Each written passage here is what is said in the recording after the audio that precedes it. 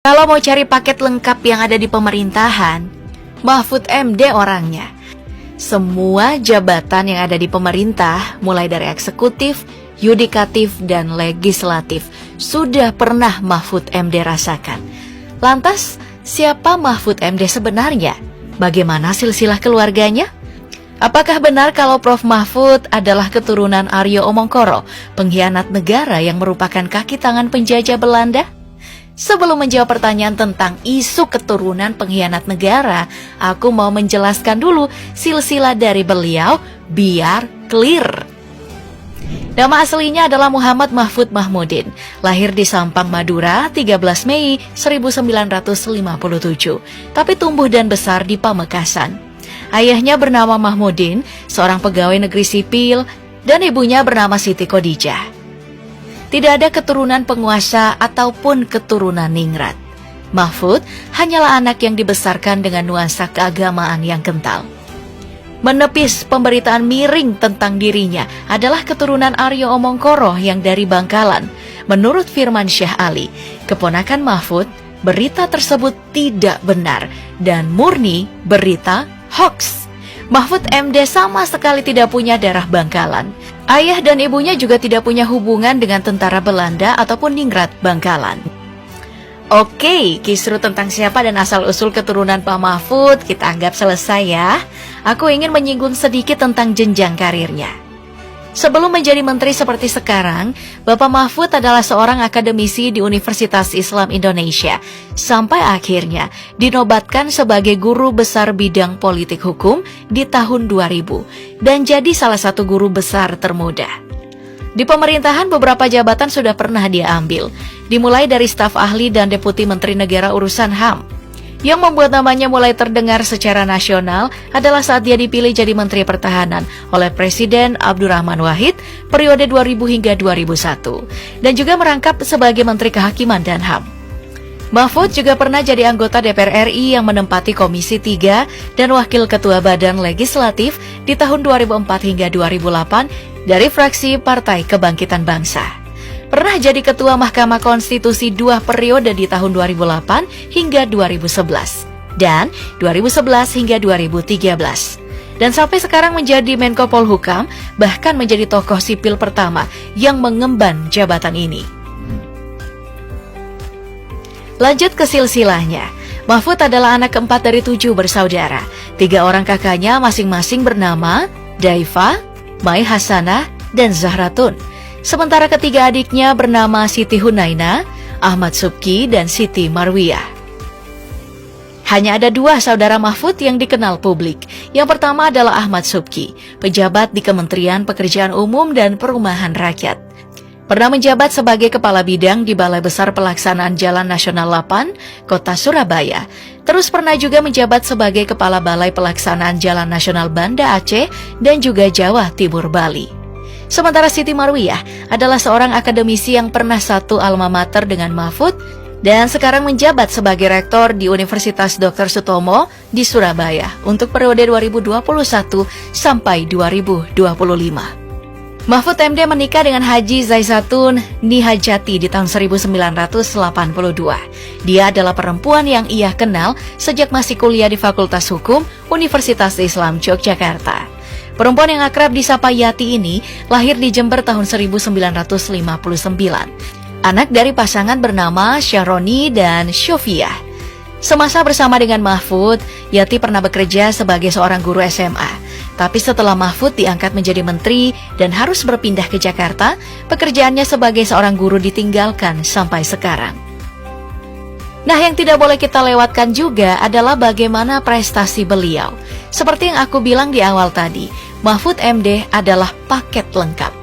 Dia adalah seorang akademisi, hakim, sekaligus juga seorang politisi. Selama berkiprah di pemerintahan, Mahfud sudah banyak berperan dalam membongkar kasus-kasus korupsi besar. Semisal, kasus korupsi Asabri, kasus korupsi satelit di Kemhan, memburu obligor BLBI, mengawal kasus Verdi Sambo, lalu membongkar kasus korupsi Gubernur Papua Lukas NMB. kasus korupsi yang melibatkan Hakim Agung, lalu membongkar transaksi mencurigakan di lingkungan Kementerian Keuangan. Bahkan juga berhasil membebaskan 126 kapal batubara yang disandra. Dia ini juga bahkan dikenal sebagai orang yang dengan lantang setuju hukuman mati untuk para koruptor. Selama jadi hakim, dia pernah menolak tanah 5 hektar sebagai hadiah untuk memenangkan perkara.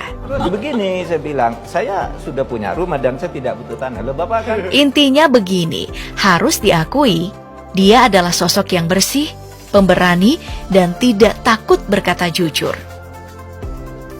Ya, meskipun punya banyak prestasi, Mahfud MD juga tidak lepas dari banyak kontroversi.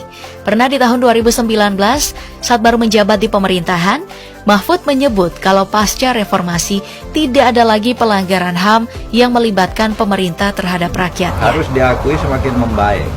Sejak itu kan tidak ada lagi kejahatan HAM. Hal ini langsung menimbulkan polemik. Salah satunya dari Komisi untuk Orang Hilang dan Korban Tindak Kekerasan atau Kontras.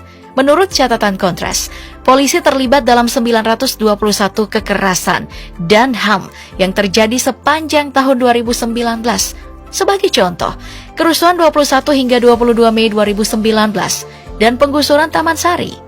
Dua contoh kasus ini dianggap sebagai pelanggaran HAM yang melibatkan pemerintah terhadap warga sipil.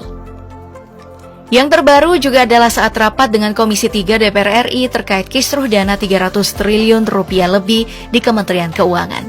Beberapa kali Mahfud mengeluarkan pernyataan kontroversial, seperti menyebut DPR bertanya seperti bertanya ke seorang copet. Lalu ditanya kayak copet aja. Memang siapa? Terus dia juga menyebut DPR yang sering marah-marah ke Kejaksaan Agung. Tapi ternyata Markus datang ke Kejaksaan Agung untuk titip kasus. Sering di DPR ini aneh. Kadang-kadang marah-marah gitu, udah taunya Markus dia. Pernyataan ini jadi polemik dan langsung membuat rapat Komisi 3 hujan interupsi. Baik, kita kembali lagi ke silsilah Pak Mahfud. Dari pernikahannya dengan Haji Zaizatun Nihajati, Mahfud punya 3 orang anak. Yang pertama adalah Muhammad Ihwan Zain. Putra pertamanya berprofesi sebagai dokter dan juga dosen di Universitas Negeri Yogyakarta. Dia adalah dokter spesialis kedokteran olahraga. Pernah menjadi komite medis untuk PSSI di tahun 2016 sampai tahun 2020.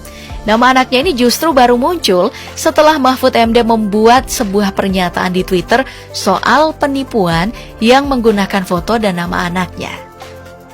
Anak keduanya bernama Vina Amalia. Dia juga adalah seorang dokter, bekerja sebagai dokter ortopedi bedah tulang yang bertugas di RSUD Dr. Sutomo, Surabaya. Yang menarik, semasa kuliah, Vina tidak mengekspos identitasnya sebagai anak dari Mahfud MD yang saat itu menjabat sebagai Ketua Mahkamah Konstitusi.